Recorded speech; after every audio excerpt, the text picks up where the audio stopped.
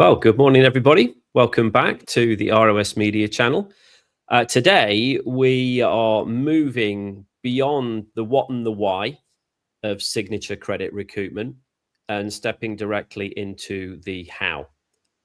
For months, we've discussed the framework, of human credit energy, the legal foundations of that, HJR 192, Article 1212, lots of other documentation that we've covered. But today, we're going to make the conversation shift from just the theory and practice of what we've been doing to what I consider here to be a multi-billion-dollar reality. So again, we are joined by my good friend Ian Clifford, who is not only the founder and the president of the Republic of Old Souls, but also the strategic lead, if you like, behind signature credit recoupment here at the Republic of Old Souls. A lot of people are just debating free man on the land ideologies. While that's all taking place, Ian and our team have already secured 600 million in verified IRS transcripts. That to me is empirical proof that the gateway for this is officially open. This works. Ian, you've built what you call I've looked at the technical breakdown, for our interview today, and you've built what I would consider to be a high velocity structure here, the architecture for this. We've got this Wyoming Series LLC hub that you talk about to manage the members' portfolio. The in total is already valued at 1.5 billion in dollars. So what I want to do today is I want to take the listeners through the actual plumbing of that front to back. What's the engine here that you've built? Because this is somewhat technical and I don't want you guys to get alarmed at that. We're going to map out the exact step-by-step journey from, what happens initially in terms of audit through algorithm 810. We've spoken about that as well. That's the cross-referencing gate with the IRS, right the way through to the actual disbursements themselves, these IRS Trias 310 disbursements, hitting those private treasuries via ACH and FEDWIRE into the Asset Fortress protocol. So Ian, really excited to go through this with you today and to pull back the curtain on what, I would consider to be one of the most sophisticated fiduciary architectures that I've ever seen. So let's get into this, guys. First and foremost, I want to talk about the actual chassis of this fiduciary chassis. And you talk about a phase 0 setup, just the starting point. We've established that signature credit is real. We know what it is. Now let's talk about the machine that moves it. Why did you choose a Wyoming Series LLC as the chassis for this project, and how do you feel the internal firewalls of that protect the individual members, the sub entities that we're talking about here? Yeah, it's a good question, and what I've done all my career is to try and look and understand what's going on with different structures, and because the world has different jurisdictions, and in different jurisdictions, things can operate differently from one jurisdiction to another. So because of my financial services background, where I've built a lot of institutional grade investment programs, investment bonds, collective investment schemes, managed accounts, and variations on that, insurance wrappers and reinsurance structures. I've done many structures, designed them from the ground floor up. It's what I used to do. And I was the architect of those. And what I do is if you imagine that you could scatter pieces of jigsaw pieces all over the table in front of you, and then you have to pick them up and try and make a picture up. And when you look at financial engineering, you've got a load of components that are scattered around, and you've got to make them fit together. so that when you push the start button, the engine actually works. And that's what I do. I physically used to do it on cars when I was a teenager, thinking I was going to play football, and I realised that I could do it then. Take things and put them together and see how they fit together. In financial services, what a lot of the consumers don't realise is that behind the scenes, there's a very complex web of relationships and counterparts. So what do I mean by that? When you go and open your investment, you've got an investment portfolio. What you probably don't realise is that behind the scenes, there are administrators, custodians, fund managers, actuaries. There's a whole range of, in financial services, it's called counterparts, who all come together to arrange the back office. So it's a bit like when you watch a play, you've got people on the stage, the actors, that's who you see. But behind the scenes, you've got makeup artists and people doing the costumes, and you've got people doing the set, and you've got people doing the lighting and the sound and all of this stuff in the background. But you don't necessarily see them, but they're all there. And without them, you can't put the show on. Well, in financial services, you can't just launch an investment program or a financial engineering solution without a load of characters and a cast of counterparts in the background. Yeah. And some of the things that I built in my financial services career took several years to build, because you've got to bring all the counterparts together. They've all got to agree that they want to be involved in the project. They've all got to agree how they're going to work together. You've got to integrate them together, so they've all got a relationship with each other. There's a whole range of complexities that most people would never see because they've not done that. Well, in the context of signature credit, I was looking for one of the really critical parts of it is that you've got to have an entity that can operate as a trustee for each of our members' grant or trust.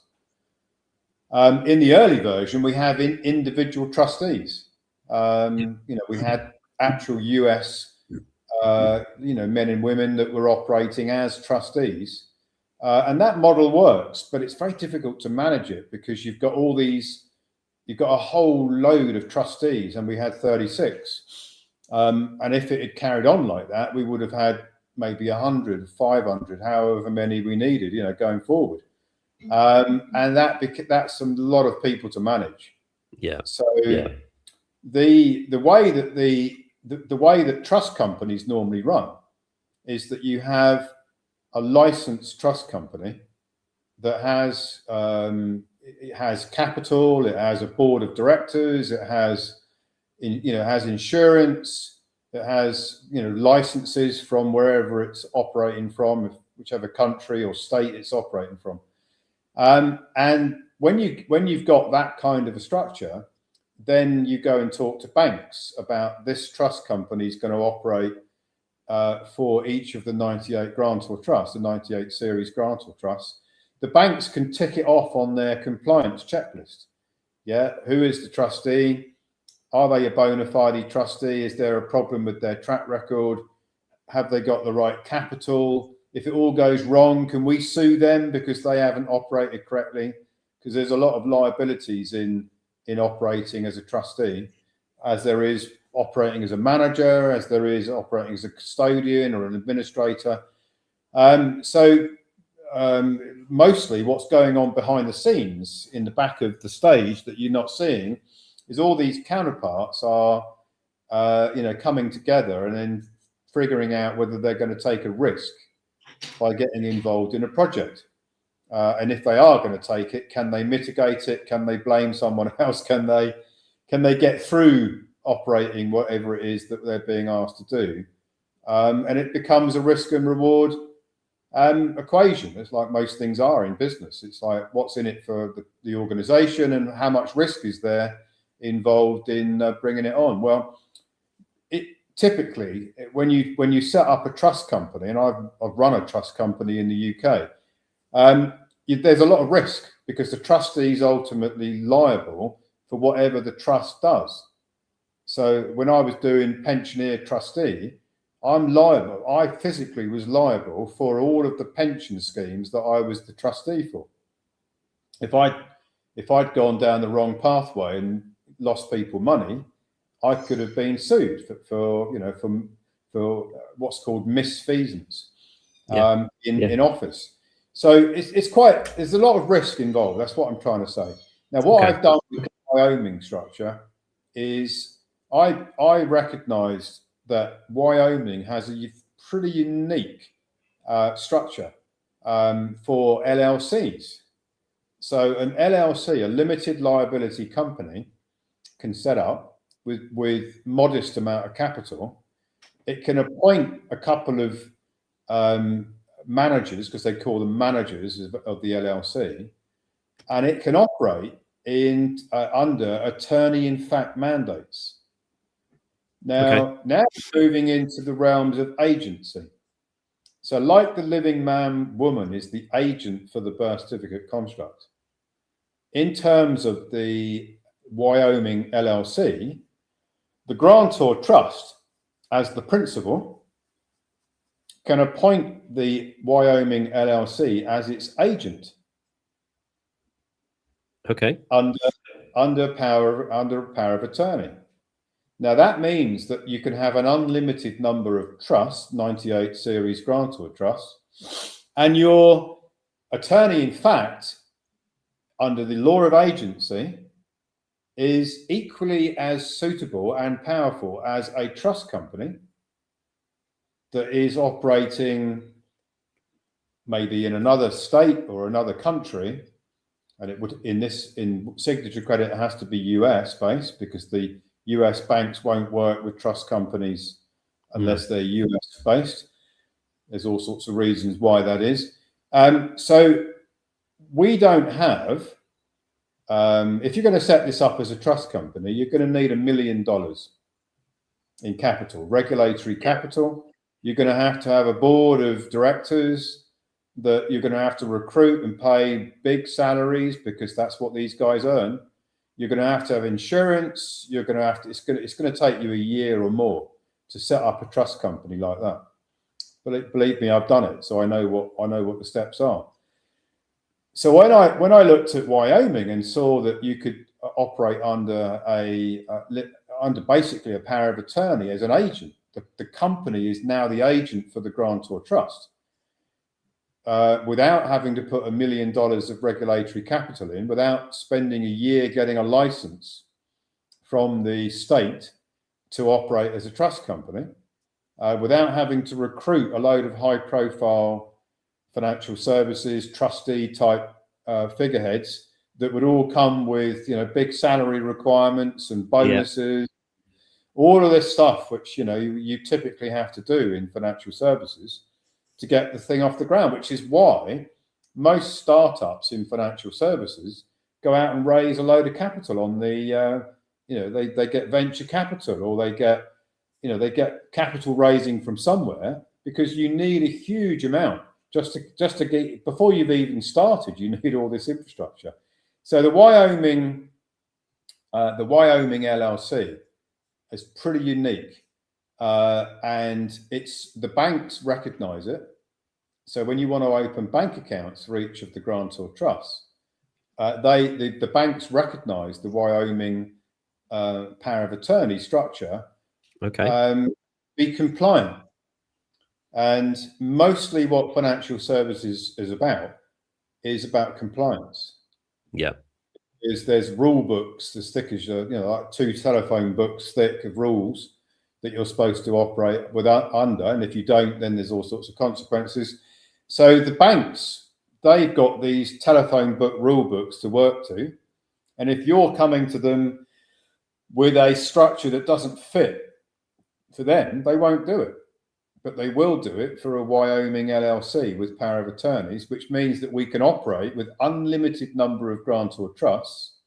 Yeah. We can operate without having a trust company with huge capital with a very impressive board of directors, and we can do it immediately without having to wait for a regulatory license, which you can wait a year to get a license to do these types of things. So it was, I think, like when I was looking at how do we put a piece on the monopoly board that would be treated by the Treasury and by the IRS as a creditor entity with the holder in due course status. That's the 98 series grantor trust. Yeah. So that was it.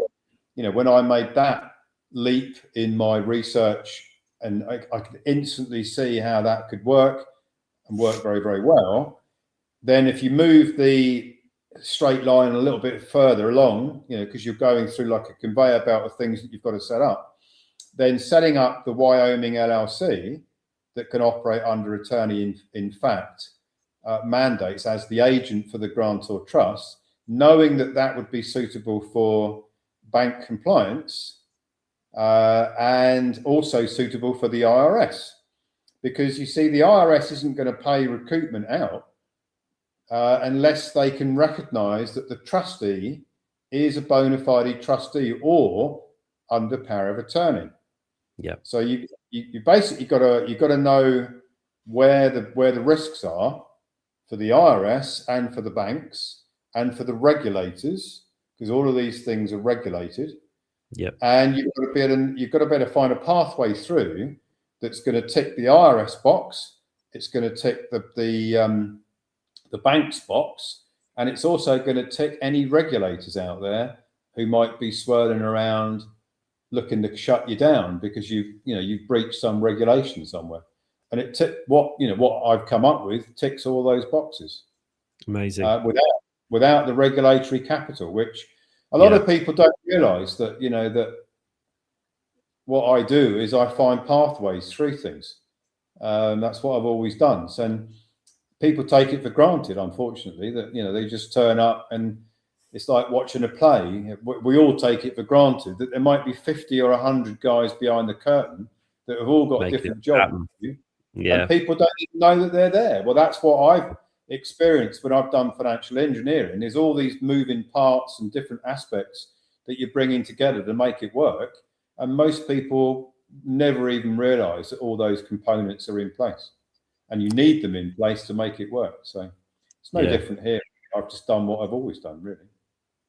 Well, the only difference today is that we have pulled the curtain back. So people can see the stage, as in recoupment, but you're also going to see all of those moving parts behind that are making it happen. And we're doing that for a reason. We want you to understand not just that this works, but we want you to understand how it works, not just the why, but how does it work? Because I think if you can all have an appreciation for that, then you'll understand what Ian and the team have put together here and how hard we are working to bring this all together as well. So that's the Wyoming LLC. That makes an awful lot of sense. No huge overhead, no 7-figure capital to get started, no 12-month waiting to get any kind of licensing or accreditation. You also talk about phase 0, this operational sort of identity. I want to talk about that as well. Before a single dollar moves, you say that you initiate this phase 0. What is it? And, why is that a requirement for us to operate under the MLITR sort of banner? You've spoken about this attorney in fact thing, but I just want to understand how that works, why it's a requirement in terms, rather than just acting as traditional trustees, I guess, for the members. Well, it's because I understand what an attorney is, attorney in fact, and an agency. I started from there, looking to see where could we set up attorney in fact, an agent relationship, because I knew that would be a very elegant way of solving the problem of the fact that we didn't have access to, and I'm not going to go out and try and raise investment capital for this project, because for 2 reasons. One is that you probably would struggle to find investors that would put their funds in, because of the propaganda. So that would be a barrier to capital raising. But even if you did find some investors that put their capital in, and I'm not saying there's none out there, I'm sure there are, then they want to take control and they want to run it for profit. They want to run it as as a money machine, and I want to run it to finance the Freedom Plan. So there's a conflict of objectives, and the investors have always got an agenda. They just want to make the most they possibly can. Having raised $80 million for one of my projects years ago, I know what it's like, and you've got to be very careful that the guys who put the money in don't start running the show, because there's always that balance between who's actually in charge. And this is my vision. This is what I'm doing, and I don't want anybody else coming in telling me what to do and how to do it, because they may have a different agenda to mine. Mine is about freedom. Theirs will be about profit. So yeah, and they're poles apart. Okay, you've mentioned something else called the MSB trap. First of all, what is that? Well, this is a big trap, and if you go out there and you start doing things without the right framework, in the US, in the United States, which is very heavily regulated by the SEC, by the district attorneys and all of those. There's all sorts of minefields, really, that if you don't navigate through the minefields, they're going to blow you up. And if you start operating as an unlicensed trust company, and then you start moving funds around, so you get the IRS may not realize, they may send the recoupments to your 98 grant or trust, your 98 series grant or trust, and then you move the funds from those trusts, individual trusts, to another individual trust, which is the Asset Fortress protocol. Well, now what you're actually doing there is you're doing a money services business. Okay. And you're moving money as a fiduciary from A to B, from one trust to another, and that requires a trustee's license. Right. Okay. Which you don't need if you're running as the attorney in fact. Well, that was going to be my next question. Yeah. So how does this hub model solve that? Along with, there's something else that you mentioned in there, this kinship limitations as well, founding some of the Wyoming statutes, isn't there? How does that allow us to do it? What happens is that there are two types of structures in financial services. There's collectives, and then there's individual accounts. So when you run an investment fund, and I've run many, that's a collective investment. You're pooling all of your investors' money into one pot. Yep. You're the guy who manages it. You've got other counterparts who do admin and custody and research and all these other things, maybe actuaries and all kinds of other people.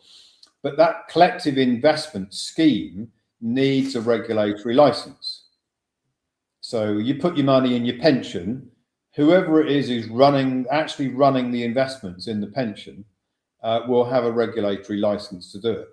Okay. But if you have a series of accounts, what I would call managed accounts, which is like 98 series grants or trusts, if you are managing a series of individual component like accounts or trusts, that's a different regulatory framework than a collective investment. Okay. And the reason why is because you've got a direct relationship between the manager and the individual account or trust. And this is where the law of agency keeps coming up, because it's very important. Mm-hmm. You see, agency it's a straight line between the agent and the principal. There's nobody else involved, right? No. And it's very, very, it's foundational law, agent to principal, principal to agent. You see, if you look at how does the state get away with the agency between the living man and the birth certificate construct without there being a document, without there being an agreement of the parties? Yeah. The agency can be set up either with knowledge of the agency or without. Okay. And that's how they get away with bringing the living man woman into the agency position for the birth certificate construct. So the reason I'm explaining it like this is because understanding what an agency is and understanding that you can be appointed as an agent without even having to sign up for it. There's an implied agent. And if you operate as the agent, even though you might not know you're an agent, you're liable, right? Yeah. Because under the agency, the agent is as equally responsible as the principal. So if you look at the 98 series grant or trust that is doing the tax filing, that's what's filing the tax returns, the 98 series grant or trust. Yeah. The agent is an LLC that is now liable for everything that the 98 series grant or trust does. But in this example, there is actually a documented, there's a documented history and evidence of the agency appointment. But you wouldn't actually need it because it's substance over form. What does the agent do? Does the agent operate for the principal? If so, you don't need a bit of paper to ratify it. You just look at the substance of what's going on. But in this case, there is a documented relationship between the two. But you don't need it, and that's because I understand what an agency is. And an agency is mostly overlooked by a lot of collective investment schemes could actually run under a power of attorney mandate. It would be you wouldn't get support for it in financial services because it's not common practice. But no. in what we're doing here, I was looking for something that would solve the problem as what we just described. Limited capital available to us. We haven't got a year to wait and all those kind of things. So the agency is very powerful. So if you look at the irony of this, right? We've got the birth certificate construct and the living man is the agent. The birth certificate construct cannot file 1099 OIDs because the birth certificate construct is a debtor entity. Mm-hmm. And then we've created a grantor trust, which is recognized as a creditor entity. Yeah. And its beneficiary is the living man woman. So I've reversed it. Yeah. I've turned it round the other way around, right? And now, in order to make sure it works from a banking point of view and from an IRS point of view, I've reintroduced an agency between the LLC, which is what the Wyoming LLC, and the grantor trust. There's actually two agencies going on here. Yeah. That's just financial engineering. Okay. So let's talk about the due diligence on this as well. You talk about a closed class aggregation. How does that sort of top-down approach allow a bank to even onboard 3,000 trusts just through one single hub and doing a single rigorous check on that hub rather than trying to manage, thousands of accounts at sort of retail level and having to do due diligence on all of them? I mean, that would create such a lot of friction, such a lot of inertia. So how does that work? Well, the next challenge is how are you physically going to set up thousands of individual accounts? Yeah. Are you really going to, fill in a form for every new account that you want to set up and send in your due diligence and have somebody in the bank, review your application and do it thousands and thousands of times, because the number of people that are going to do this and are doing it it's just unworkable. You'd have to have a department of administrators to set up all of those individual accounts. Yeah. So I wanted to solve that problem, because practically, can you really do that?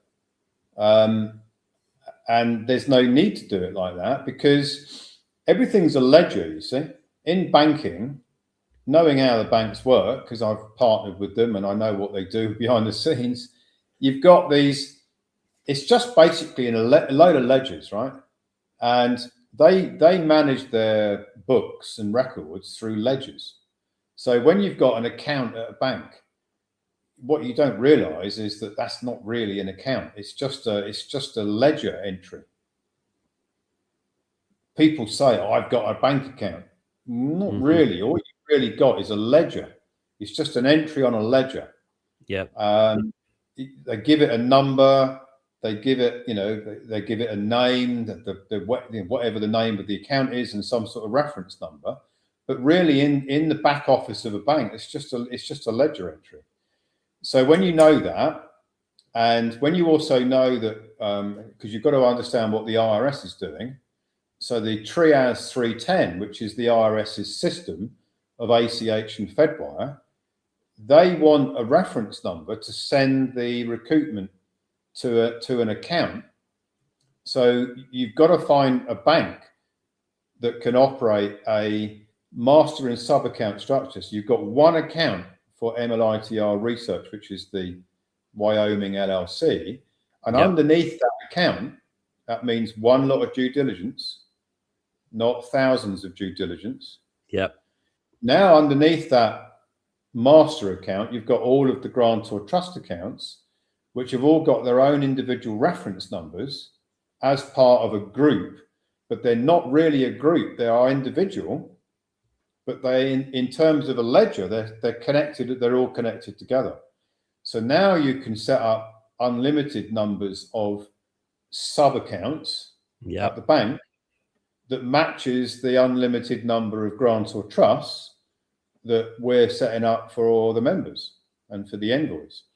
So you've got a very good marriage there of putting the 98 series grantor trust, which are individual entities, together with sub accounts at a bank, without having to go every single time to open a sub account with new due diligence and go all through the hoops and hurdles of onboarding.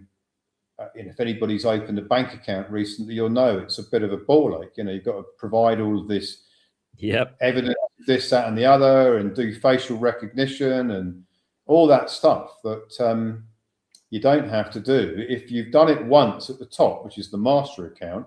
There's some other things that have got to happen to open the sub account, but it's nowhere near as clunky and as problematic, potentially problematic, as starting again every time you want to set up an account at a bank, because you've got basic due diligence on the entity, which is MLITR Research, the LLC's been done. So that's also part of it. And then does it tick the boxes for the IRS? Because the IRS isn't going to send anything unless they know the entity, the bank that they're sending to. And then they're going to make sure that that banking entity has got all the credentials that the IRS is looking for to send the ACH, which is under $1 million, or the FEDWIRE, which is over $1 million. And then you've got to make sure the banks are in the right rails, because there are different banking rails for different countries. And you've got to make sure that the bank's got the right banking rail that fits into the Federal Reserve System. Because remember, the dollar is the dominant system, but there's other systems in the world that integrate into the dollar system, into the Federal Reserve System. Incredibly complex, and I hope you guys are realizing that. Okay, so that's kind of the hub side of things, and the Wyoming LLC, and why we've done that, why we've set up the master and then sub account hub structure, so that this is scalable and as efficient as possible. let's talk about the actual process itself, the mechanics or the plumbing behind the recoupment. You know, we've done plenty of interviews on why it works, but let's talk about the how, this curtain now. Let's pull it open a little bit more. Let's look at some of these moving parts. You talk in here about, you know, once a trust is onboarded, there's a forensic audit that begins. Can you talk to us about what that looks like? There's something in there called the lead agent, state graphs as well. You know, there's a lot of technical stuff that people will not understand, but I want to go there. I really do today. And if it overwhelms you guys a little bit, then you'll have to bear with us. But I want you to see this piece by piece. So lead agent and state graphs. How does this sort of AI ecosystem map out the workflow? Because I mean, I was looking through this, and there's about 20 steps, isn't there? There's a lot that goes into this. So 20-step workflow. How does it map that all out and link the originating signature to the specific payer's 945 tax ledger? How does that actually happen? Yeah, and this bit is, to me, you know, because I'm very intrigued by how all these things work. I've always known that the Treasury, or I say always know, I've known since I started doing research in this area, that the Treasury must have a database of every signature credit event. So whenever you make a payment, sign up for a mortgage, loan or credit card, which are the main things that people are doing, making bank payments, debit card transactions, you know, signing up for debt, mortgage, loan and credit card. You see, when you look at, if you take it from the other end, right, the investment banks, and you know, I've worked with most of them in my career, one way or the other. They're trading securities, so they have to know what the securities are that they're trading. Yeah. So every signature that creates credit is actually a security. Right. Let me stop you there. So are you saying then, and again, I'm trying to think like a member here. I dropped the kids off at school this morning. And then as soon as I dropped the kids off this morning, I went to the butcher's, because we like to support our local farmers and our butchers and what have you, and bought some meat and tapped my phone, bought the meat, came home. Are you telling me that the IRS will have that small, you know, £30, 30 quid transaction? They'll know about that? Yeah, 100%. Okay. They have an IRMF database which links all of the banks together, dollar-based system. Yeah. Where they have a 26-digit reference number for every security, every signature that is creating new credit. Wow. Regardless of how small the amount is. Doesn't matter. So I could go and buy a Mars bar and that'll have a 26-digit reference to it. Every transaction is already tracked and traced. Every transaction. That doesn't matter whether you're in China, in Russia. There's a couple of exceptions. North Korea's got their own system. North Cyprus got their own system.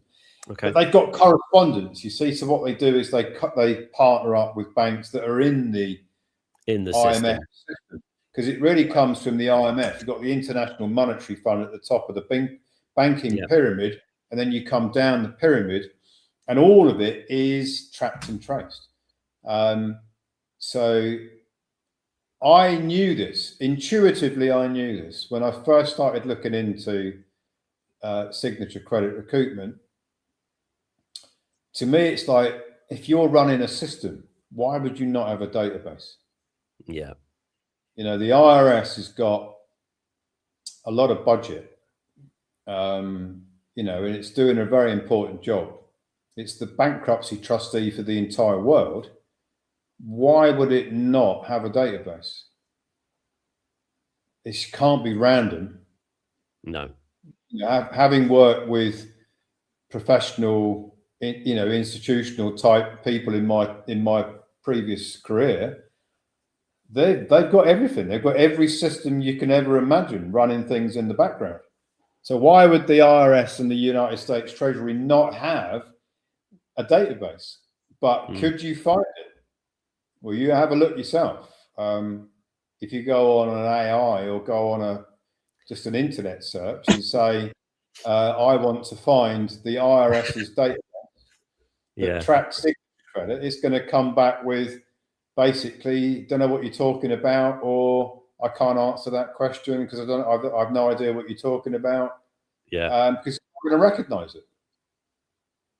And this actually it's an interesting little story.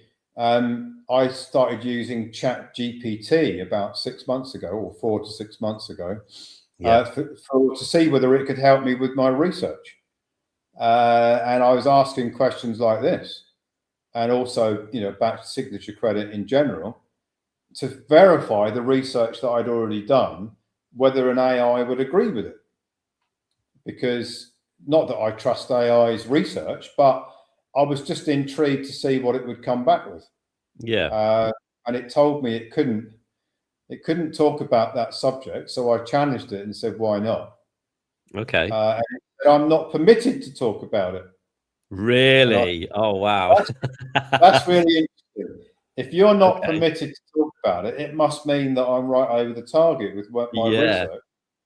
And then I challenged it again and said, well, how could I get you permission to talk about it? And it said, I can't talk about it. And then the next day, ChatGPT closed my account.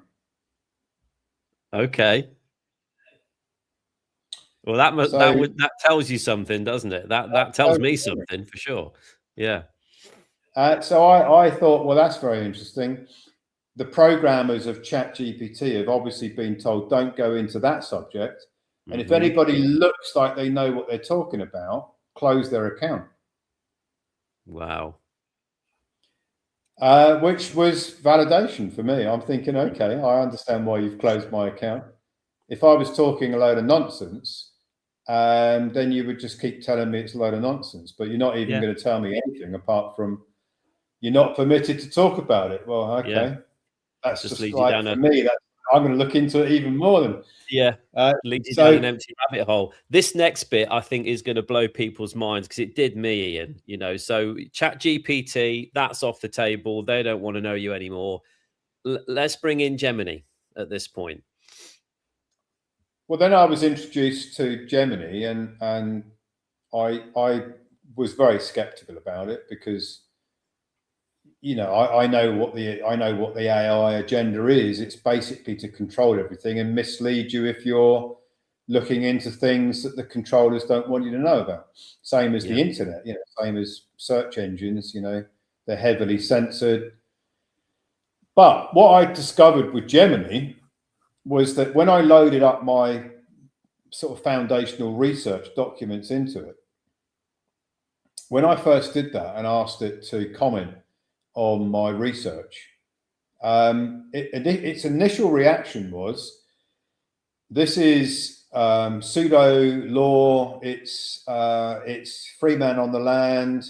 If you carry on going down this pathway, you're going to get fined by the IRS and you might go to jail, basically.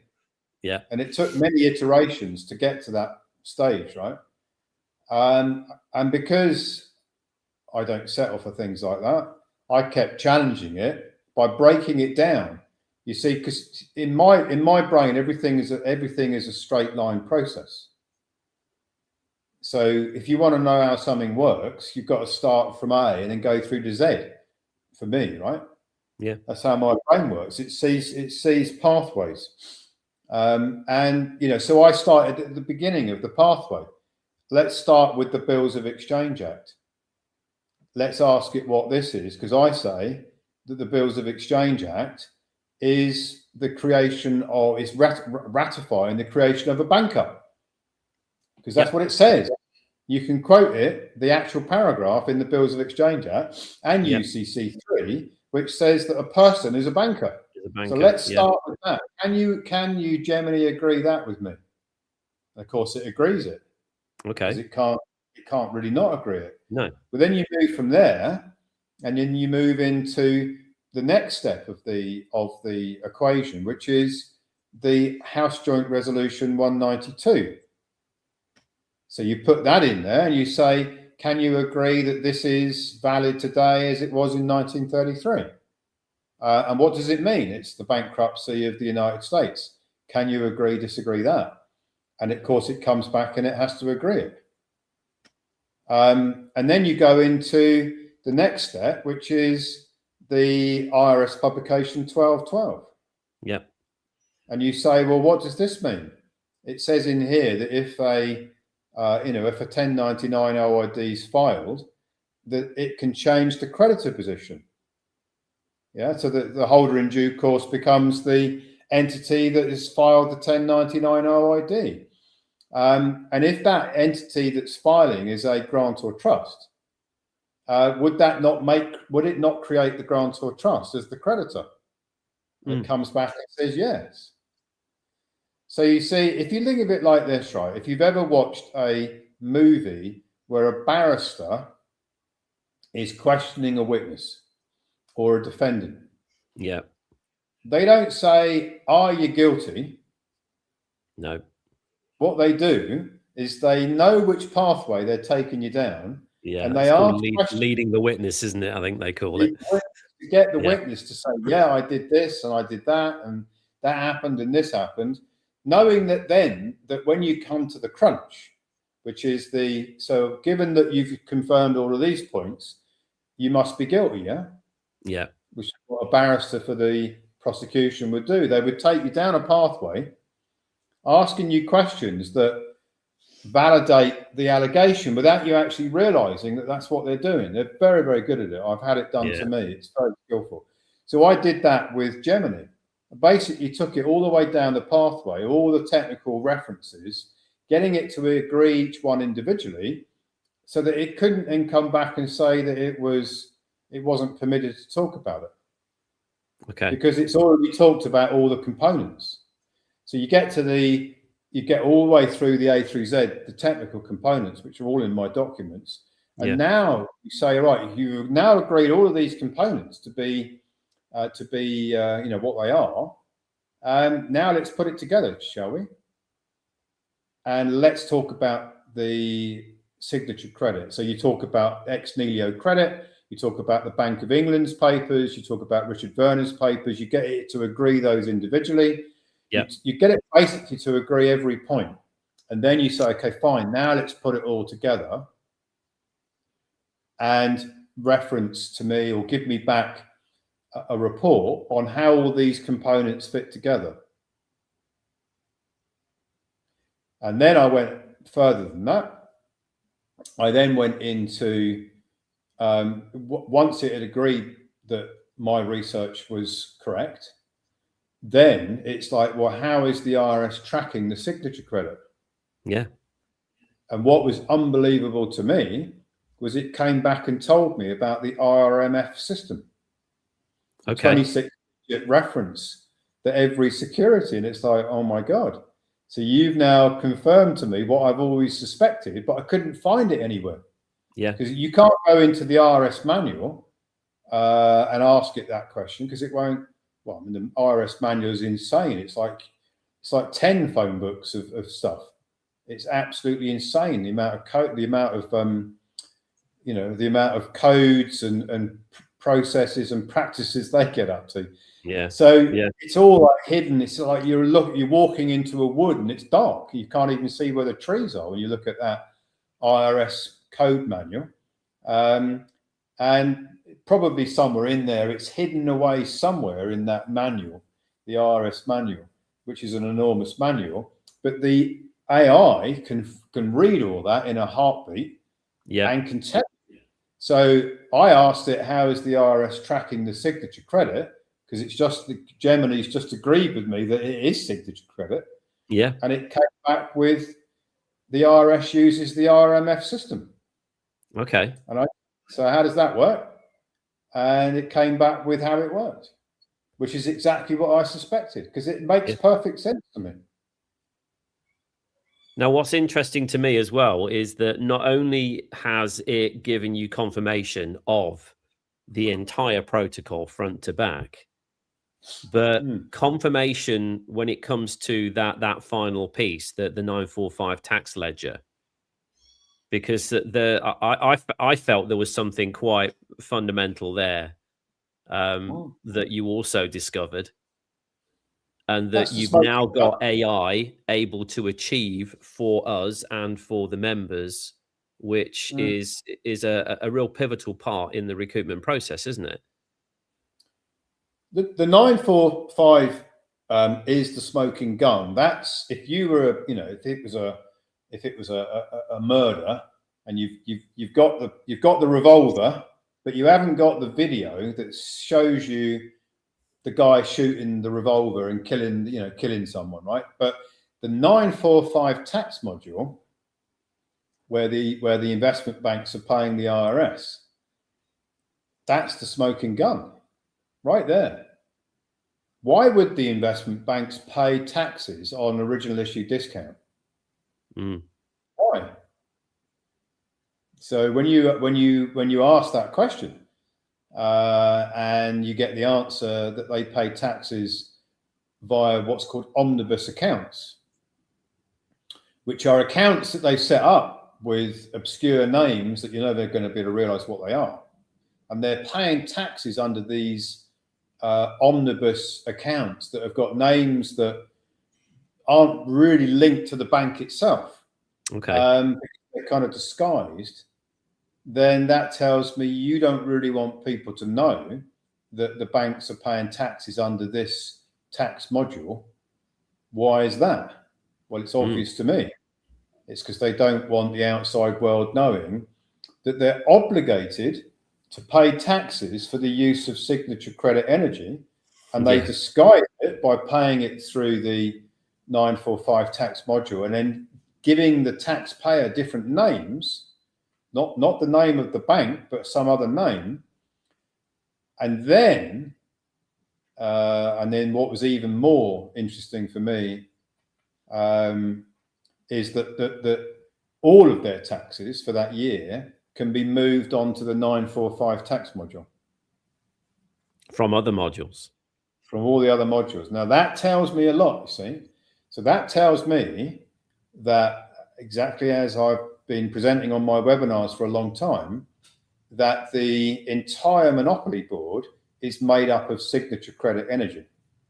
And if the banks are using it, let's say that they're doing they've just invested $1 billion in a new project as an investment bank, because that's what the investment banks do. They invest in projects, and they finance different things. They get involved in all sorts of things. How would that be possible if there was real money? Well, they would actually be risking their own bank's money to put it into a project. Well, there isn't any money. So what they're using in order to finance that is signature credit energy, which is already being put on the board, which is abandoned by the creditors, abandoned by the living men and women, because it can't get on the board unless it's come from the energy of the people. So the banks are using, if you look at it like the derivative, it's a derivative. It's like it's the origin, it's the source. It's all signature credit energy on the monopoly board. So if the banks are investing in some project, they can't do that without using signature credit energy, and whatever they make, which is an inverse because it's negative, it's a bigger negative because it's all debt. They are paying taxes on one tax module, which is not the 945, but actually is the 945. It should belong to the 945 tax module, because everything that they're doing is at the origin of it is the signature credit human energy. So they have to put taxes on the 945 module, because that's the module within the IRS's system where they're collecting for the taxes on the use of signature credit. But it's all signature credit.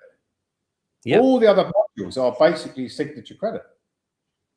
So when I saw that, no wonder they want to keep it secret. I mean, think about it for a second. When it comes to, Ian just asked that question: why are they paying taxes on the 945 module? Why are they paying taxes? You think about, why do you pay rent if you're in a rental property? Why do you pay rent? Because you don't own it. You don't own the house. So when it comes to the signature credit, they're paying taxes on that because it isn't theirs. It's yours. Exactly. And you've hit the nail on the head, you see, because they're actually, and this, all these things, these doors open, right, in my mind when I start looking into these things. If the credit that they're trading belongs to them, why are they paying taxes for the use of it? Yeah. Because there is no income, there's no profit, and we've done an interview on that. There can't be a profit because there's no money of substance. No. So the banks are paying taxes for the use of the credit, and everything is credit that is being put there by the living man woman. But they can't reveal that. They can't put in their books and records, that they're actually paying tax on human energy. So they disguise it in other ways, and they put most of their taxes on their profits on other modules. Because these investment banks, if you look at they're audited, right? So you get the audited accounts of an investment bank. You're going to look at it as an auditor if you're in auditing, and you're going to have to put things in pigeonholes. So the banks paid this much tax on the omnibus account. Okay, fine. They paid this much tax on their trading accounts. They paid this much tax on their venture capital. All the different things that investment banks do, and the audit just looks perfectly normal. But actually, it's disguised. So that, and I could go even further, right? So the auditing firms don't know how this works. They wouldn't have any idea. Probably only a couple of people in the investment bank actually knows how this works. So they won't know why they've got omnibus accounts. The people that run the bank, the people that do the accounting, they won't know. It will only be at the very, very top, the people that actually know how this works. So you've got to present your accounts if you're an investment bank so it fits in with people's belief systems. It fits in with the paradigm of what they're expecting to see in the books and records.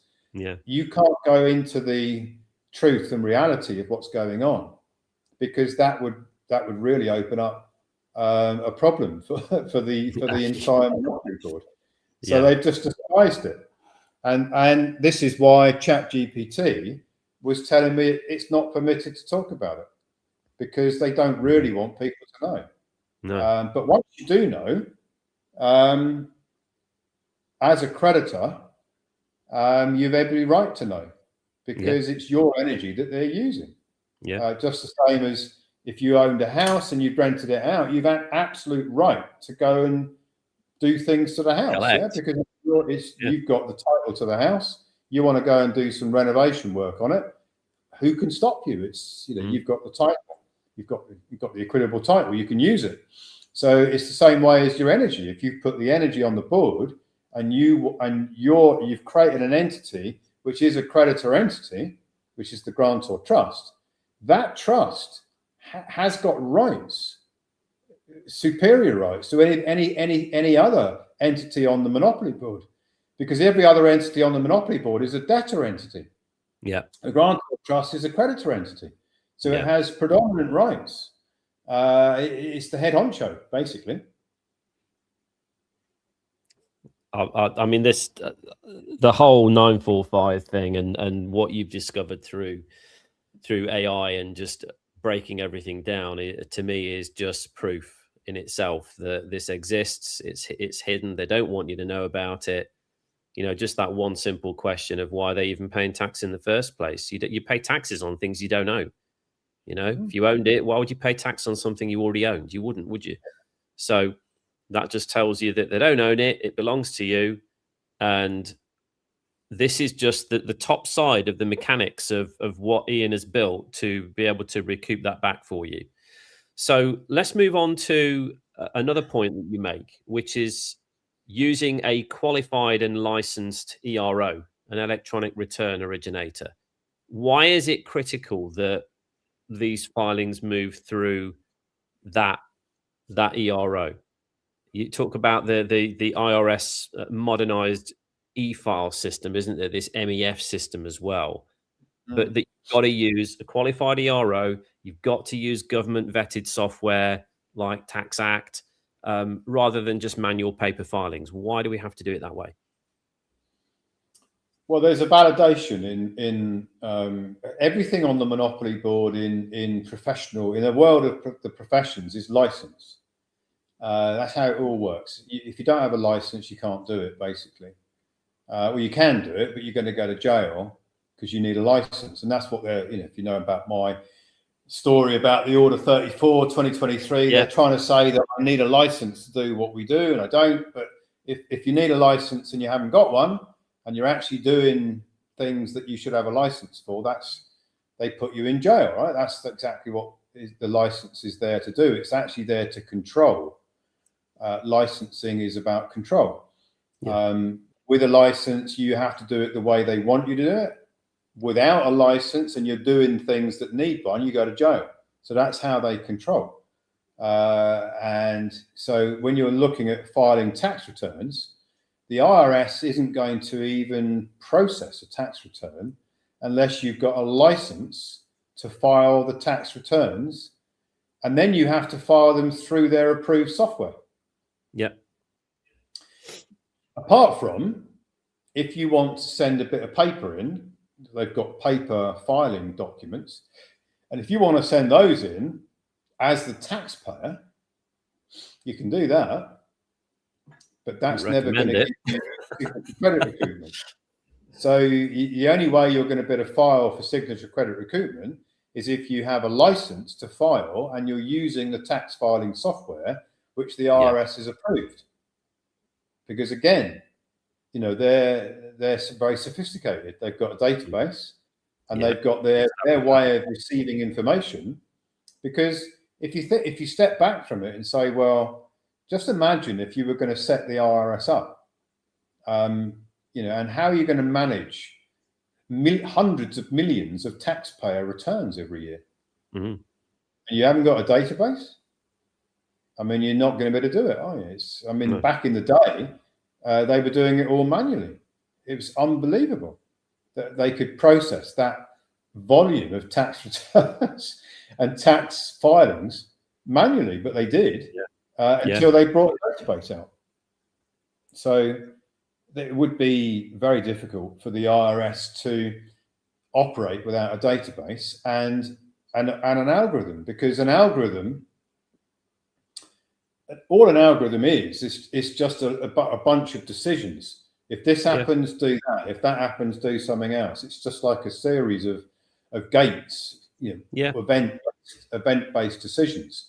Whatever the event is, there is a next step for the algorithm to follow.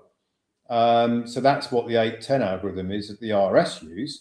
Well, you can't get your tax filing into their system unless you've got a licensed ERO, an electronic reporting officer, unless you've got a EIN number that you're filing from, because they won't take your filing unless you've got an ERO and an EIN number, an employee identification number for your grant or trust.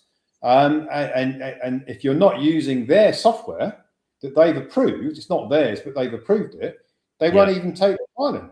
So you've got to tick all those boxes. And then you've got to make sure that you're not filing frivolously. Because if you start firing, you start sending in filings that have got no merit to them, then they're going to respond with frivolous filing penalties. And worse than that, they might actually add federal income to the taxpayer account and then send out a tax bill, which is what we've seen. We've seen it, yeah. We've seen it, and we've got members who've come, new members that have come with huge tax bills because somebody filed tax returns completely inappropriately and incompetently, and generated a massive tax bill when there was not there was no justification for the tax bill apart from the tax return itself, the tax filing that was sent in that created the bill. Crazy. So you've got to know the difference between filing as a debtor, doing a paper filing of a 1099 OID as a debtor, as the citizen, as the birth certificate construct, rather than doing it properly with the right software through an ERO using a 98 grantor trust that acts as the creditor. You get yourself in hot water, basically, which is probably why ChatGPT started telling you what it told you. But we clearly, we know differently. Well, it knew that I knew more about it than I should do, and it didn't want to tell me more, because if it told me some more, it would probably get itself into trouble with whoever programmed it. So I reached the limit of what it was going to tell me, and then it told me it couldn't tell me anymore. It wasn't permitted to tell me. It's like, it's not, I can't tell you. I'm not permitted to tell you this. It's like, really? Okay. Yeah. So that's a little secret that you've got, is it, that I'm not meant to know? Well, I'm going to go and find out what that secret is, and I did. Well, you've mentioned the 810 algorithm just a moment ago. Walk us through that step by step, just so the members understand. Matching the EIN, the CUSIP number, because we talk about CUSIPs as well, don't we, against the master record at the Treasury. How do we do that? And how do we ensure that the filing isn't flagged or frozen as well? Well, the IRS's algorithm 810 is going to look at, first of all, what entity is filing. Yeah. So that's the grantor trust that's got an EIN number. So they're going to verify that entity, that grantor trust, is permitted to file 1099 OID. Okay, so it's going to look at that. It's then going to look at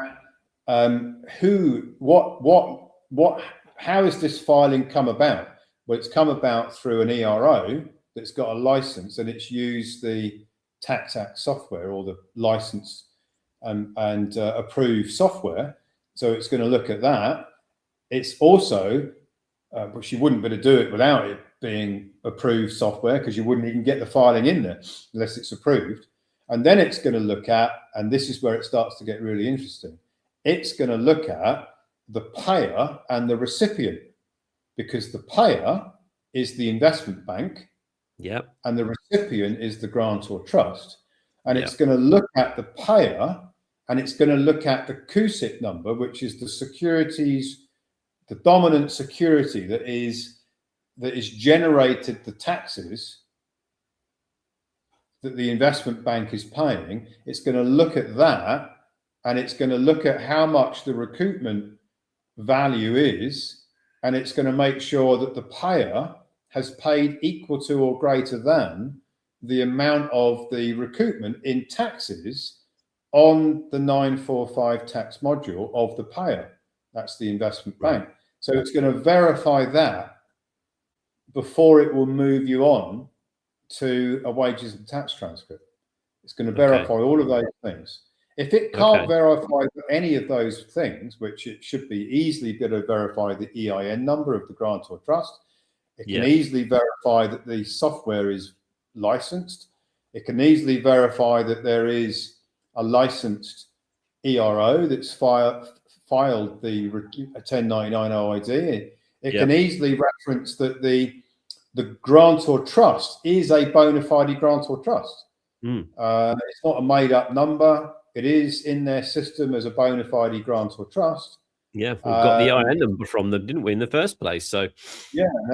Now the interesting thing is here, and perhaps when we get a bit further along, the grantor,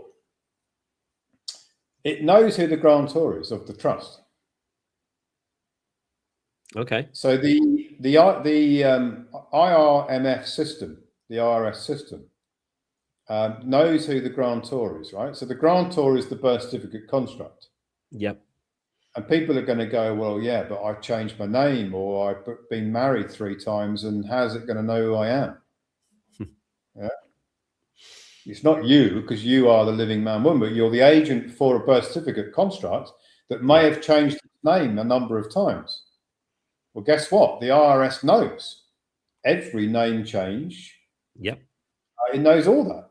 So if you put in there Mary Smith as the grantor, it's going to verify that Mary Smith, that might have been called Mary Brown before she got married, is actually linked to Mary, who's the signature, who's the origins of the signature. Yeah. It's going to know all that. And it's then going to like, well, which banks has Mary been using? And then it's going to look at the signature credit that Mary created was then traded by investment banks. And is this investment bank that is now the payer on the 1099 OID, is that all linked together so that there's no breaks in that link? There's no discrepancies there. It's all matches up. Yeah. It's going to look at all that. Yeah. So it's really in depth, isn't it? The 810 algorithm. So, I ran a short video, 15, 20 minutes the other week with Ange, who is one of our long standing members of the team here. And we went through pages and pages and pages worth of transcript evidence. Some of those transcripts were into the multiple millions, not just 1 or 2, $20-25 million transcripts. Some of those were. So to go through that entire process front to back, and then that land on the actual wages and income tax transcript, that's huge validation, isn't it? Well, the IRS isn't going to send out wages and tax transcripts unless they've done the 810 algorithm. Unless they've got through that check that they do, or those checks they do in their algorithms. They're not going to send out a confirmation in writing unless it's got through those tests. So it's the ultimate validation that the 1099 OID, the grantor trust, the ERO, the license, the signature credit all lines up from its origin all the way through until the 945. And this is where, you've got to know what's on the 945 ledger. I want to talk about this because I found this really exciting. Typically speaking, that was a manual process, wasn't it? A laborious manual process to figure out and find out how much taxes each of the investment banks have been paying on the 945 each year. What's happened since then? We've transitioned away from manual, haven't we? And again, with the use of AI. When we first started looking at this, and I, basically put out a directive internally that we weren't going to file 1099 OID unless we'd verified what's on the 945 tax ledger for each of the payers. Yeah. Because we might get grantor trusts that just don't qualify because there isn't enough tax paid. And the aggregate amount of all of the 1099 OIDs for a certain payer is more than the 945 taxes paid. So you can't recoup something that isn't there. You can only recoup the taxes on that ledger, or move taxes onto that ledger, which is, of course, what you'll do if there isn't enough tax on that ledger up to the total amount of taxes paid by the investment bank. So if you were to imagine that, you're not talking about 5 banks here. There's a lot of banks that are paying under the 945 ledger. There's somewhere between 150 and 200. So you've got to know the 945 ledgers for every tax year for all of those banks. Yeah. And how you can't make an inquiry to the investment bank and say, hey, can you please tell me how much tax did you pay on your 945 ledger? Because they're not going to tell you. No. And if you call the IRS up and say, I'd like to know how much tax this JP Morgan's paid on their 945 tax ledger. Unless you've got all the right credentials to ask that question, they will only tell it to you if you are calling up as a creditor, and you have rights to know it, which you do actually have. The trustee would have rights to know that as an officer of the grantor trust, but you're going to have to go through a lot of gates at the IRS to get to that information. But then you imagine that you've got at least let's just say 200 banks that you're going to be calling up about for each tax year. That's a lot of work. And you get put in a phone queue. Yeah, you could stay in for an hour. Yeah, I've been in them. And they're only going to tell you one bit of information at a time, probably. That's even if you can get through to the right people who actually understand what it is you're asking about, because a lot of them don't even know what's going on with this. You're talking about a lot of phone calls and a lot of time.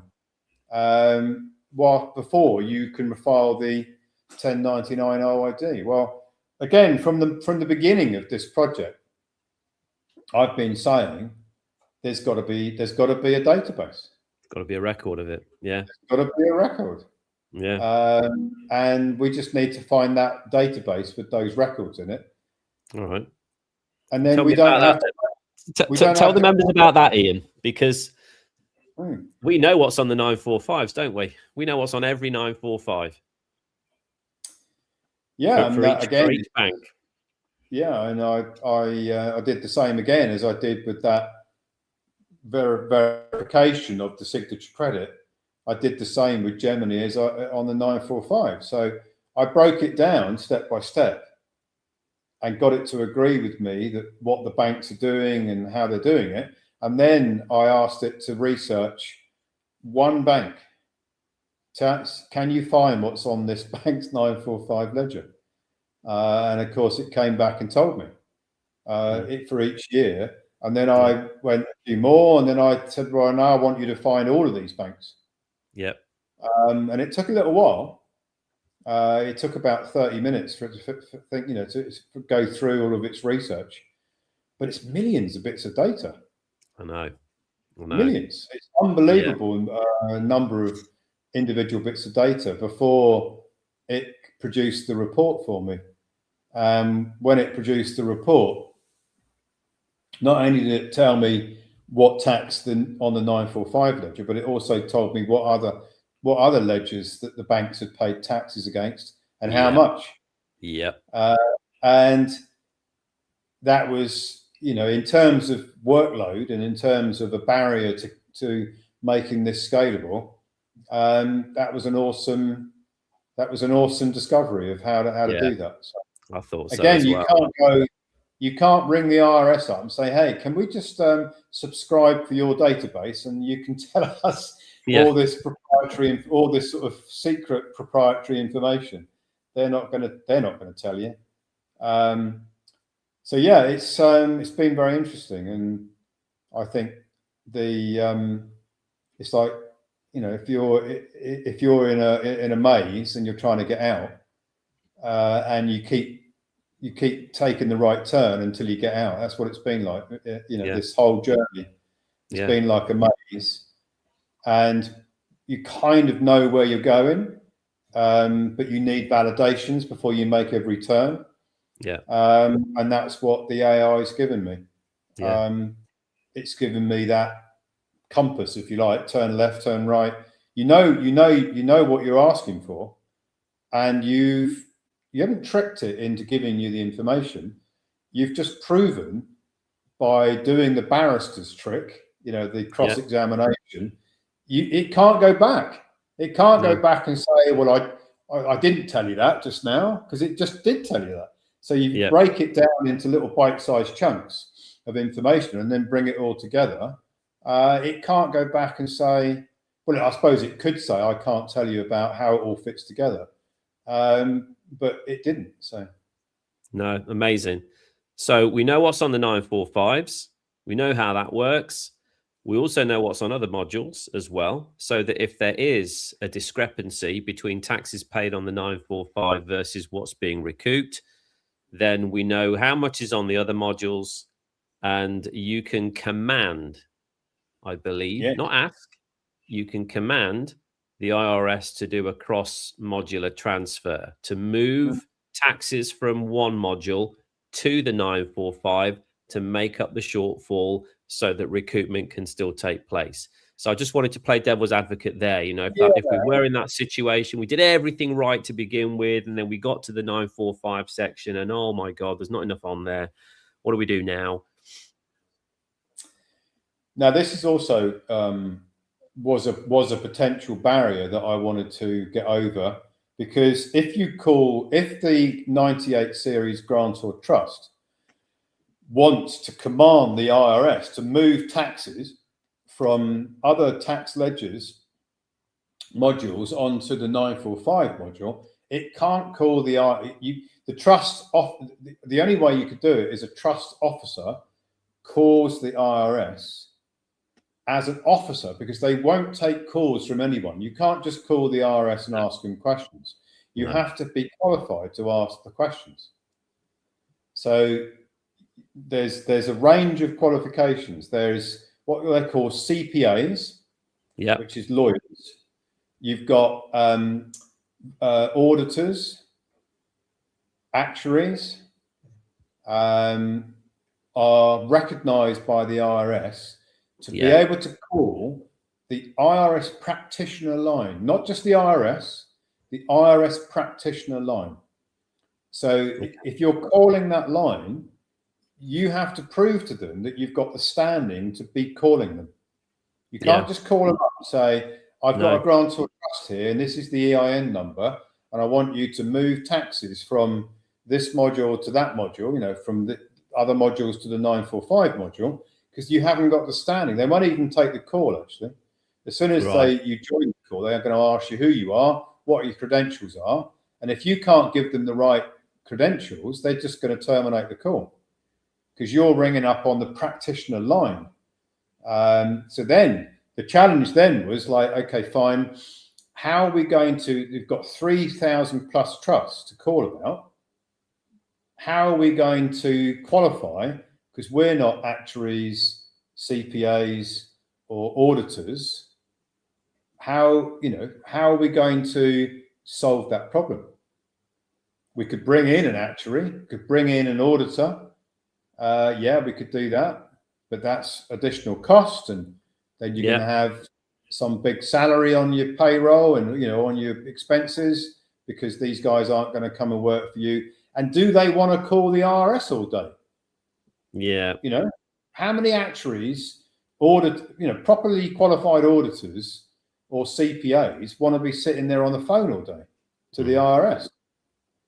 It's going to be difficult to recruit someone like that, right? Well, plus they're going to be too busy. If they're an active CPA, they're going to be too busy, you know, doing accounts for all of their other clients, aren't they? They don't be stuck on the phone with the IRS all day. No, that's not something that they didn't study and become a CPA to sit on the phones with the IRS. So it's a problem, right? So I solved that through there is a category in the IRS manual, which is officer. An officer of the grant or trust. And the officer can, under the power of attorney again, attorney in fact, qualifies as an officer. So even though the MLITR research is not, not a CPA or an actuary or an auditor, it can call as the officer under the power of attorney that it's got.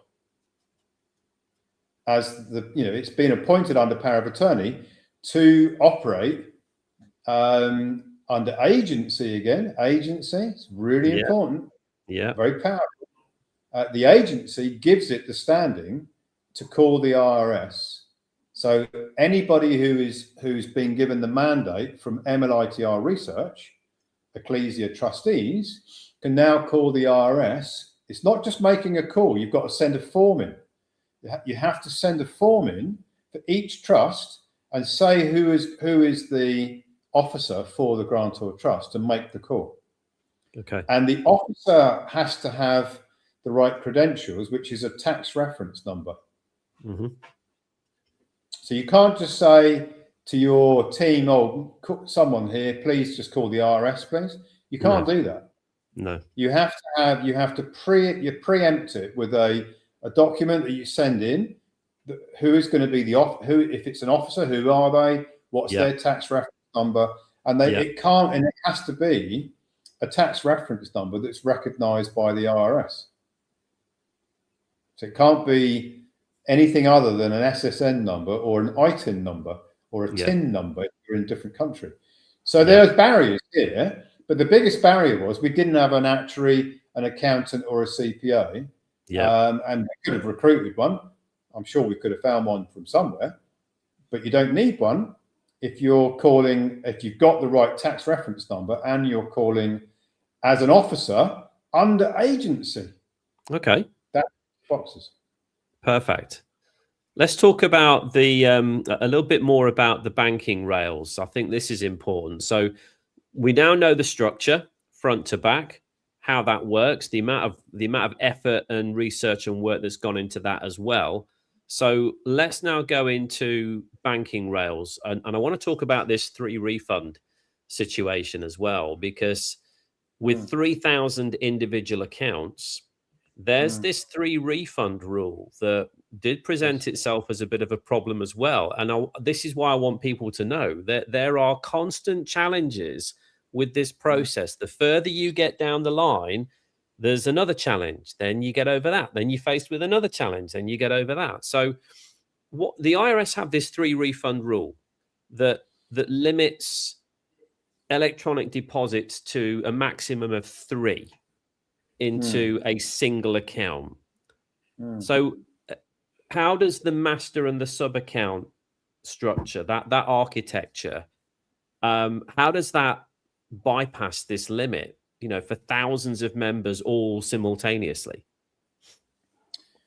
Well, again, you see, if you've got one, let's say you had one bank account and you were running a trust company and you've got one trust bank account, and you say to the IRS that your trust company is a trustee for 3,000 plus grantor trusts, and you want the IRS to send the TRIAS 310, which is the FEDWIRE ACH electronic payments, let's just call them payments, from the IRS to that one bank account. The IRS is going to pay 3, and then it's not going to pay anymore. Right. So what happens to the other 2,997 of the members then? So that's in that situation, that's not going to work, is it? So I was aware of that. So you see the master sub account, where each individual sub account is an individual reference number, has its own individual reference number within the banking structure. So when you are filing the 1041, which is the tax return itself, with that goes the bank's reference number to send the ACH or FEDWIRE to, and that is a different reference number to every other grantor trust within that same master and sub account structure. It means that the IRS never has to worry about sending. It's actually 3 refunds in 1 year. It's not forever. It's one. It's in 1 year, 1 tax year. So you're not going to be recouping more than once a year, so it's not a problem. No. So that the Wyoming LLC structure solved so many things. When I discovered that's what you could do in Wyoming, which is pretty unique to Wyoming, actually. I don't know of any other state in the United States that you can do that. It's very unique to Wyoming. So when I discovered that, I could see how all that would fit together.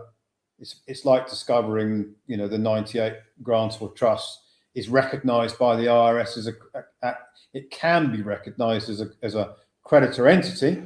It's not naturally a creditor entity. It depends on what it does. If it's filing 1099 OID in the right way, then it's recognised as a creditor entity. In the same way as the Wyoming LLC, if it's structured in the right way, it should tick all the boxes for the IRS and for the banks. Yeah. And then we've got this master and sub account architecture that handles all of the individual 3,000 accounts, all got virtual IBAN numbers to them as well. So the IBAN numbers, amazing. So let's talk a little bit about the TRIAS 310 disbursements as well. I want you to talk a little bit about the kind of the digital signature log here. So how does this, we've got this forensic audit trail. How does that in itself satisfy the banks and their sort of risk tolerance and their risk modules by proving that the funds are IRS TRIAS 310 disbursements, and that those disbursements are as a result of a tax adjustment, and that it's not retail kind of deposit activity going on there? Well, the grantor trust is an institutional entity. The TRIAS 310, the banks are institutional entities. Yeah. The Wyoming LLC, MLITR Research Ecclesia Trustees is an institutional entity, and we're doing an institutional recoupment here. So when I say institutional, it's because the grantor trust is recognised on the Monopoly Board as an institution. It's a nominee, remember, it's a nominee for the creditor. The creditor is the living man, woman, and so it's an institutional creditor entity that is qualifying because it fits it as a potential creditor entity. It's a bit complicated to explain, but the banks are nominees, right? So nominees can operate as creditors. Yeah. Doesn't mean that they are creditors, but they can operate as one. Okay. So a 98 series grantor trust can also operate as a nominee, and therefore it can operate as a creditor. But this time it is the creditor entity because it actually represents the signature, the living man, woman, the origins of the signature. So it really is the creditor, whereas the other nominee banks are holding themselves out as the presumed creditors because no one's ever challenged them. It's a subtle difference, but it is quite a big difference. So you've got this institutional suite of entities that come together. That means that the IRS can send the FEDWIRE and the ACH through their TRIAS 310. It's a bit like the IRS 810 algorithm. You've got to tick all the right boxes for them to qualify for the TRIAS 310, because ordinarily the IRS is only going to send out ACH and FEDWIRE to institutions. It's not going to send TRIAS 310 to taxpayers, to the birth certificate construct, because it doesn't qualify for the IRS TRIAS 310. It just isn't, because it's not an institution and it's a debtor entity. It's never going to be a creditor entity. Gotcha. Okay. So moving on, let's talk about these final phases then, as far as drawing down and then sort of distribution. I want to talk about timelines. I want to talk about protection. I want to talk about practical usage of the actual recoupments themselves as well. The timelines that you've mentioned, from transcript posting to a final settlement, is typically 4 to 6 months in that document. Yeah, I mean, I'm being conservative. It can happen faster than that. I think it depends on the time of year of when you're doing it. But yeah, I'd rather be conservative, which is why I put it in the document. 4 to 6 months, and it's. I think it is. I don't actually know why it can be a different timeline. I need to research that. I haven't done that because to me, if it's an algorithm and it's all database driven, why would it take longer on some than others? That bit of information I don't have the answer to because I haven't done research on it. I will look into that because it intrigues me. why the RS can't just distribute the ACH FEDWIRE through this Trias 310, on day number X from the wages and tax transcript. I don't really get it. I need to look into that, because if I gave you an answer, I'd just be speculating. So I'm not going to do that. So no. Okay. So let's talk about the FEDWIRE and the ACH side of things, because once we get back to that stage that we were at before, which is transcripts coming through, we know what's on the 945s. We can then start posting 1041s and filing 1041s for, I think you said, for sort of tranches that exceed $1 million, that's FEDWIRE. If it's under $1 million, it's ACH. As far as the asset fortress is concerned, why is it essential that people have those funds moved from the IRS into a private domain like an asset fortress? Why can't they just, if it's all kosher and it's all ratified and it's all verified, why can't it just go, why can't I just have it drop in my NatWest account?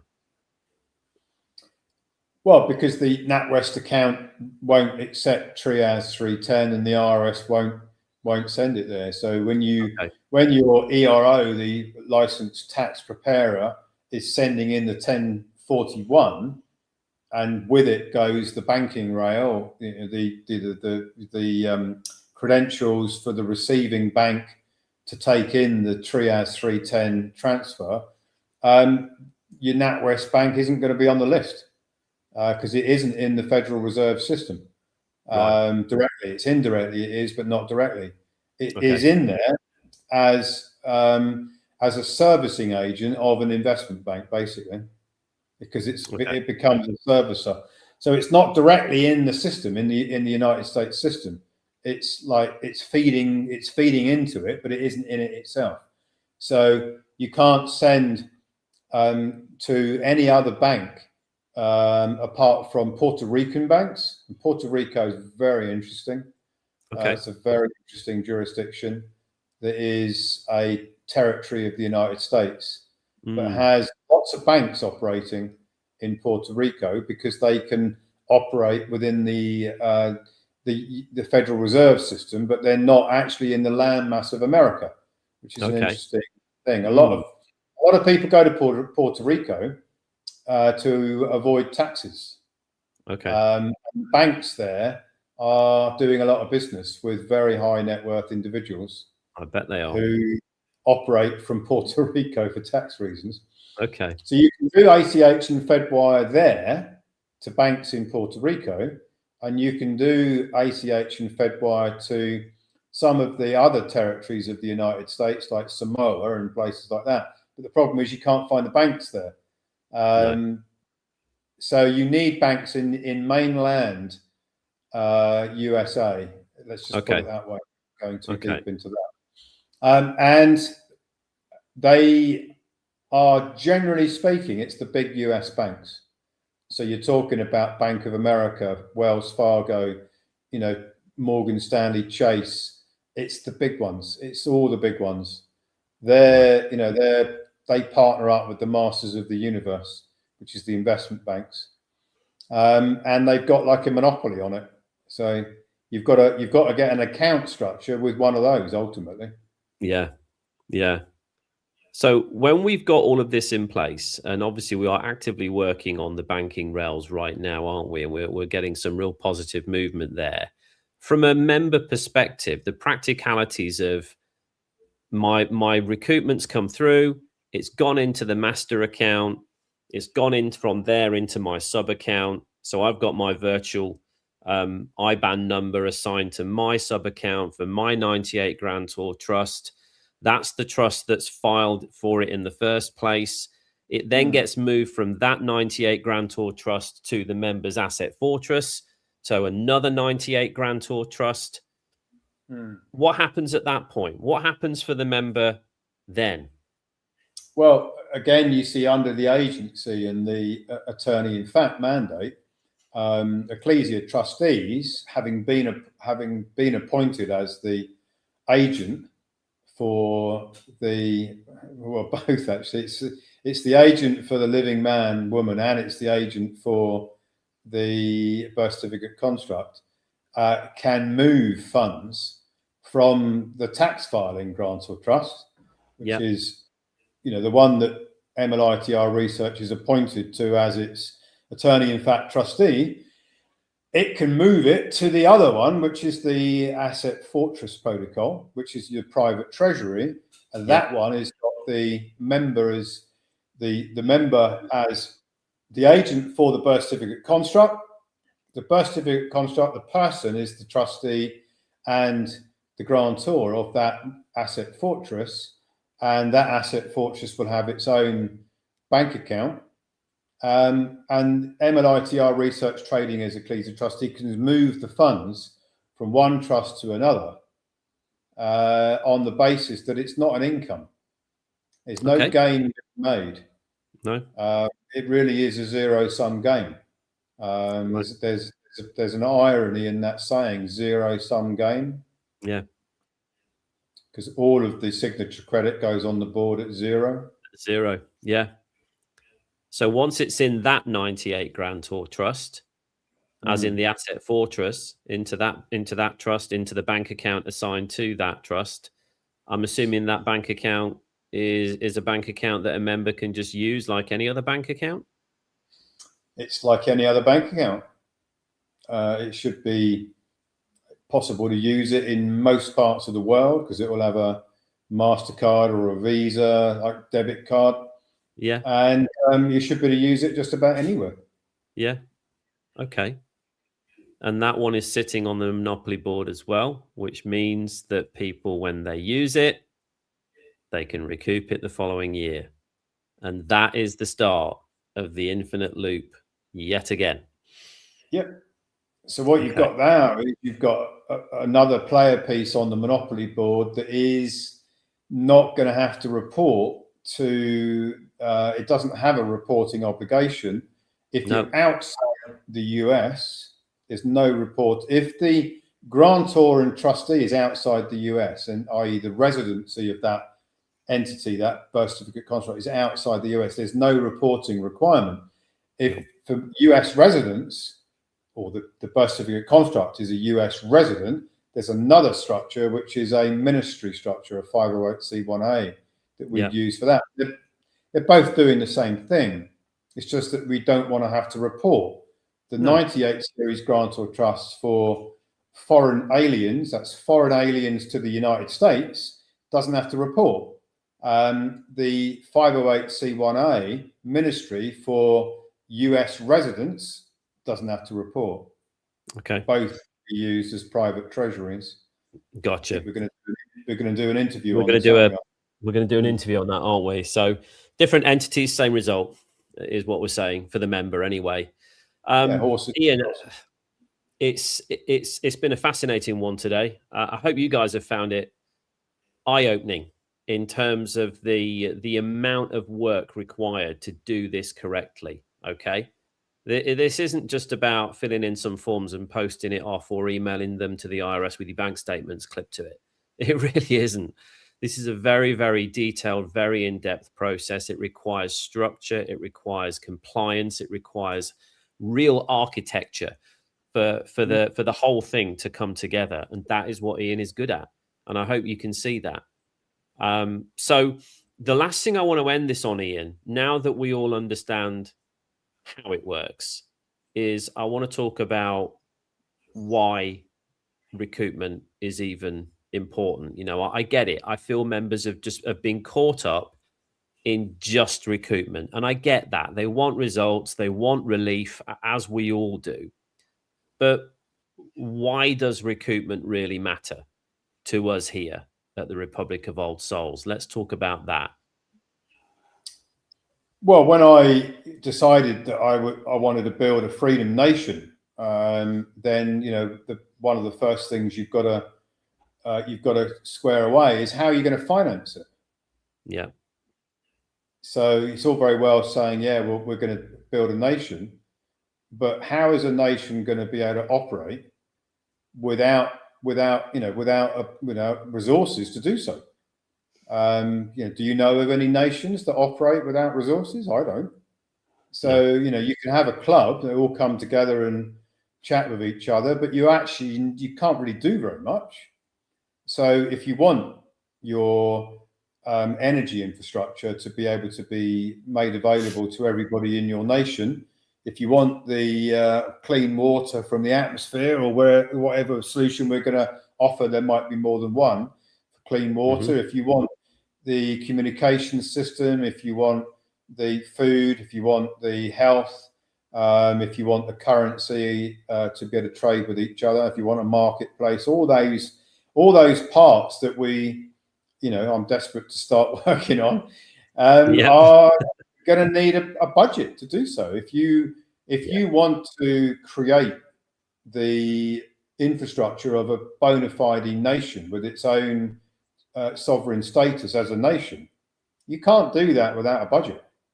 So my early plan, which hasn't deviated, to be fair, it's the same plan I had from the beginning, is, well, how are we going to finance it? We can't go to venture capital firms and say, hey, we're going to be setting up a nation. Do you fancy investing in it? Because they're not going to do it. You could do a crowd fund, but a lot of people are going to go, sounds a bit pie in the sky to me, I'm not going to put my money into that. So the best way to finance it was with signature credit. Well, I can't recoup enough signature credit to finance a nation on my own. So therefore you need your membership. And if you can finance it from taking a donation from each of your members who are recouping their signature credit, which they never would have done before because they wouldn't have known about it, or even if they knew about it, it's highly unlikely they would have figured out how to do it. And then if you can make it such that you can take a donation and then that donation can be recouped as signature credit, then it's not, you're not deducting anything from the member's signature credit in the, as you go through year by year, you're not actually deducting anything. It's just it's just another accounting exercise and a cash flow exercise. So it means that you can finance the entire nation with signature credit, which, by the way, is what the Kabbalah's doing. Doing the same as them, but in a different way. And you then convert your signature credit that you're getting as donations into the nation into substance. So now you can build your nation with substance, with land that's got no other titles on it. You've got the land, you've got the gold, you've got the precious metals, you've got the minerals, you've got everything that you need, substance, to run your nation, and bring in all the suppliers of all the different solutions in the freedom, within the freedom plan itself, the energy and the water and the food and the health and all that. You can bring all of those in, but more than bring them in, you can finance them. So for example, somebody who's designed some energy solution, it's genius, they can't get financing. Where are they going to get financing from? No one's going to finance free energy, are they? No. But the ROS nation will. The Old Souls Nation Foundation will, because it's perfectly aligned to what it wants for its membership. So that's it's about funding those that have already got the technology. And if you look around, there's every bit of technology that we need as a independent nation is already out there, but they're struggling. Those guys are struggling to bring that to the market.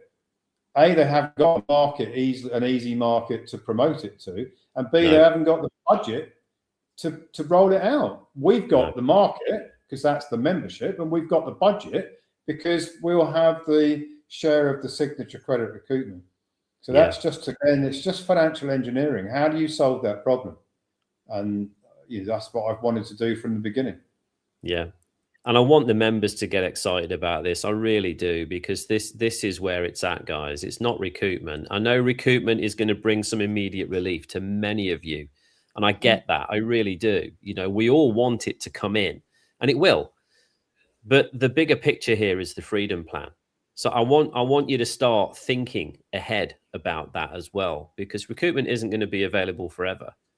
So you've got to start thinking smart with this. You've got to start thinking about, how can I protect my family? How can I future proof using this vehicle of currency creation, of the signature credit recoupment, to be able to do that, and then start utilizing all of these different aspects of the freedom plan.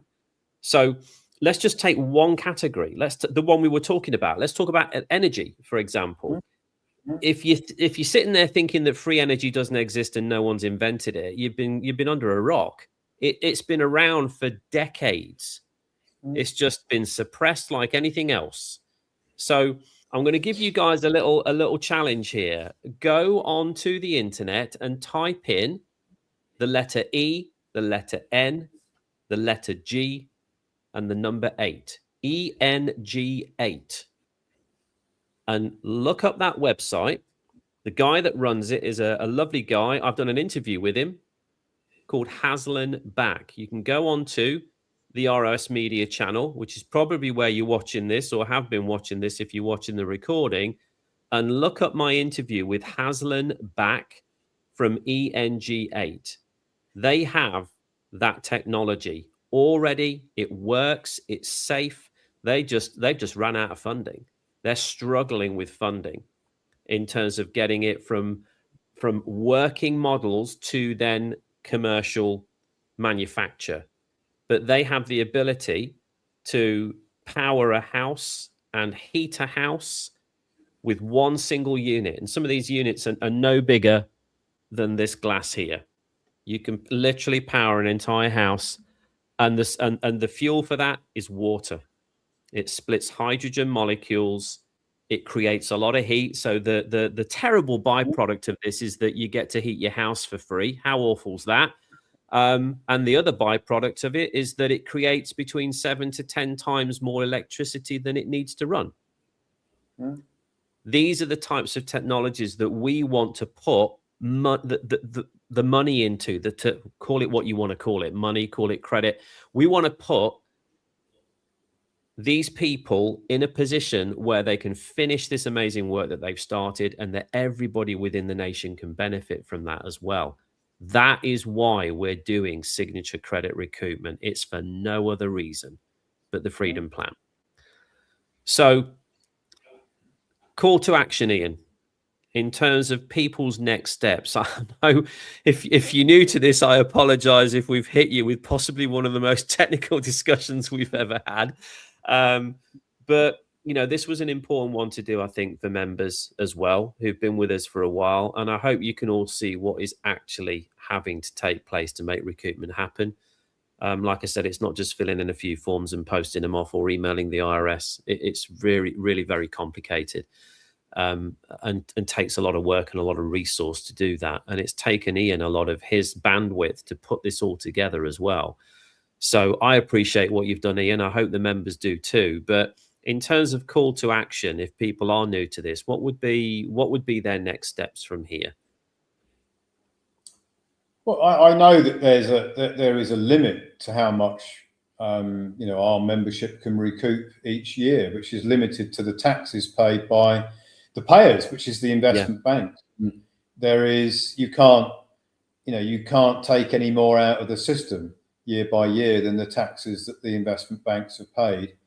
And I also know that once it's common knowledge that go to ROS and you can get signature credit recoupment, we'll have a waiting list pretty long to join up. And you know, at some point in the future, we're going to say we're at capacity, so the restaurant's full.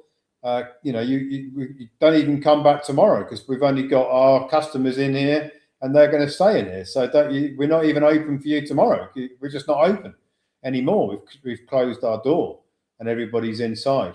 I'm sure that there'll be some people who'll die, and there'll be other slots coming open, and we may have to modify the amount that each of the the members' envoys recouping each year, because some people are recouping way too much, in my opinion, without justification or legitimate justification, just because it's a bit greedy. But the bottom line is that, you know, when a lot of people think, well, okay, I'll wait for 6 months or a year and I'll see what what the landscape looks like then.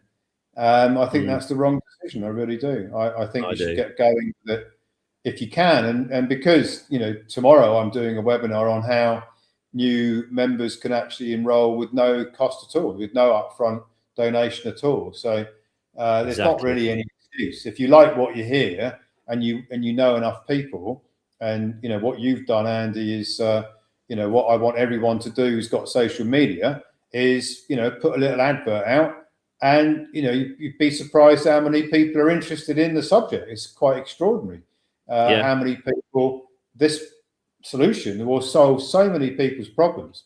It has mass appeal. Why would it not have mass appeal at the end of the day? Who wouldn't want to recoup all of their signature credit going back to the age of 18? Why would you not want to do that? I think some people are afraid of it because they don't understand what it is, and they think they might get themselves in trouble by doing it.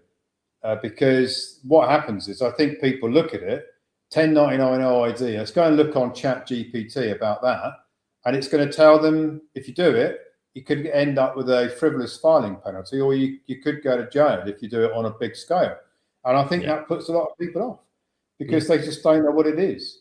And I think that is that, and the propaganda about me puts a lot of people off. I say, you know, if you're still watching this, I say, you know, really try to get your head around, why is there propaganda, and why we have 600 million of confirmed recoupment IRS wages and tax transcripts if it wasn't real.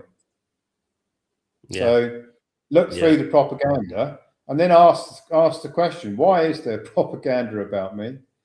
When all I've ever tried to do is to solve complex problems, and I've blown the whistle. So I'm the whistleblower who became the truth teller, who's a little bit more tenacious and a little bit more capable to put these types of things together. So I become a bit dangerous to the cabal's control agenda, I think. Yeah, agreed. So if you are watching this on today's date, which is Friday, the 24th of April, it is 1:30 roughly in the afternoon UK time that we are actually shooting this live. So if you're watching right now and you're new and you do want to find out more about how you can recoup signature credit back to the age of 18, then what I would recommend you do is go here. If you go to the website roswebinars.is, you click on that, roswebinars.is, there will be a registration link on there where you can join us tomorrow morning. Ian and I are going to be back in the morning at 10 a.m. back here on our platform, breaking this down in a less technical manner, shall we say, than we have done today. But I think the fact that we've done the technical side today, even if somebody is new, this should give you some real substance behind the fact that Ian knows what he's doing. The architecture is real, it's robust, and it works. 1.5 billion in terms of recoupments, 600 million already confirmed by the IRS on the wages and tax transcripts. This is why we're doing what we're doing, guys. Everything is geared towards the freedom plan, but ultimately, nobody needs to lose here. Everybody can win. You get to create financial relief and freedom for you and your family. You get to protect them moving forwards. You get to move into a community that is only interested in freedom and nothing else. And that's what we're trying to build here. So I would say register for the webinar, please, if you can. If you were a member, spread the word. Just to give you an understanding of what Ian was talking about there in terms of putting just little ads out. My wife and I ran a couple of 60-second videos on TikTok. Granted, we've been doing it for a while, so our followings are getting bigger. But you'll be amazed at how many people will engage with this type of content. People are struggling right now. They really are. Cost of living's going through the roof. We've spoken about that on webinars that Ian's done, and people are looking for solutions and looking for relief. And we have something here that provides relief and solution for pretty much all or most of the problems that they're facing. So if you want to start getting involved in the social media side of things, Ian and I were also going to be doing an interview on that as well in the coming weeks, where we'll break down and I'll give you, you know, our experience of what we've been leveraging on TikTok and on social media to be able to do that. So if you're an advocate or you're an advocate here at the Republic of Old Souls and you want to learn a little bit more about how you can leverage social media, 60 seconds a day, quick video, an immense amount of coverage. We've had videos that have reached 4 million views on some of our videos, and typically anywhere from 50 to 250,000 views with thousands of comments that we just cannot keep up with. So if we can do it, you can do it. So I'm going to leave you guys with that. Ian, any final thoughts before we wrap up? Only that I was a bit flattered when somebody said recently, you know, what you've put together here, Ian, it's a candidate for the Nobel Prize, and yeah. I was quite chuffed with that. So no, I think that's amazing. But like we said, it solves the vast majority of people's problems right now, doesn't it? So it has mass appeal. We just need to get the word out to people that are struggling, to people who need relief, and to people who don't resonate with the control agenda and are looking for freedom. If that's you, join us tomorrow. And if you can't make it tomorrow, I hope to see you back on another episode with Ian and myself here in the near future. Have a great day. Bye for now.